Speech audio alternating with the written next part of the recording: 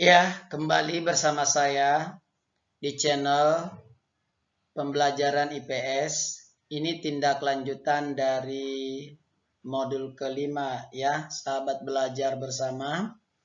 Saya hanya ingin mengajak anak didik kami sahabat belajar bersama untuk melakukan kegiatan tugas dalam bentuk lembar kerja peserta didik untuk membuat peta pikiran dan laporan singkat Anda.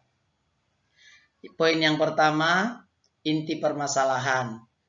Diskusikan apa saja pengaruh perubahan ruang dan interaksi antara ruang terhadap kehidupan ekonomi, sosial, budaya, politik, dan pendidikan di Indonesia. Pilih salah satu bentuk pengaruh sebagai bahan penelitian kamu.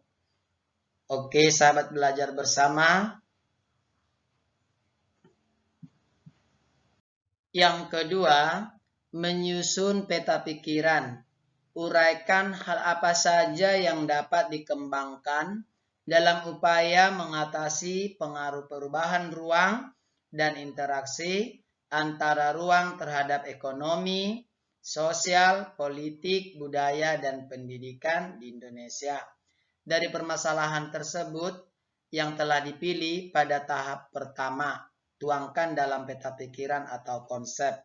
Dan yang ketiga, kumpulkanlah informasi dari beberapa sumber, membaca bahan informasi tambahan, dan melakukan wawancara dari saudara maupun sahabat serta keluarga.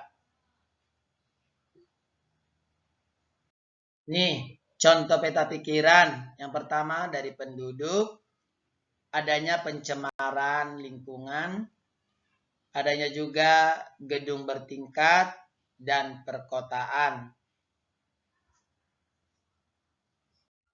Ya, sahabat belajar, di sini saya berikan contoh laporan yang berjudul Alamku Tercemar. Setiap tahunnya manusia di bumi terus mengalami peningkatan. Hari ini terjadi hampir setiap negara, terutama di negara berkembang. Perpindahan penduduk dari pedesaan menuju perkotaan menjadi salah satu bukti dari semakin banyaknya jumlah penduduk di dunia. Tidak hanya itu saja, sekarang ini tidak di kota-kota besar sudah banyak ditemukan gedung bertingkat yang dimanfaatkan sebagai tempat tinggal oleh sebagian besar orang yang memutuskan untuk tinggal di perkotaan. Sebagai akibat dari banyaknya jumlah penduduk sehingga sudah tidak tersedia lahan kosong untuk dijadikan tempat tinggal, maka tidak heran terjadi kepadatan jumlah penduduk di daerah perkotaan.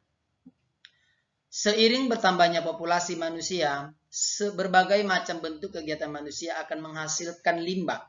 Sayangnya masih banyak ditemukan orang-orang yang belum sadar akan menjaga kebersihan lingkungan sekitar, sehingga menimbulkan berbagai macam pencemaran, seperti contoh penggunaan kendaraan berbahan bakar fosil atau pembuangan limbah rumah tangga dan industri yang tidak sesuai dengan tempat, yang sudah tentu akan menimbulkan pencemaran baik tanah, udara, hingga sumber air. Memang untuk memajukan suatu bangsa tidaklah mudah. Ada dampak positif dan negatif yang bisa terjadi ke depannya. Namun, jika telah dirancang dengan perencanaan yang baik dan sesuai dengan prosedur, setidaknya hal itu akan mengurangi efek negatif dari membangun perumahan di lahan hutan. Semoga informasi ini menambah pengetahuan bagi kita.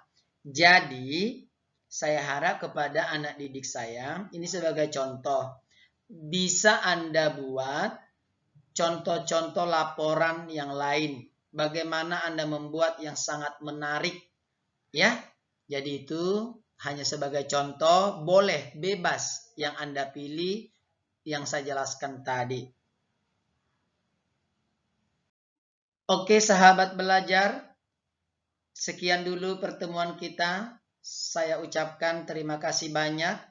Tetap buku yang kita pakai adalah Intan Pariwara dan sumber gambar itu dari Freepik.com Google dan guru yang mengampu saya Pauline Ramles Kota Barat. Saya ucapkan sekian dan terima kasih. Salam pendidikan.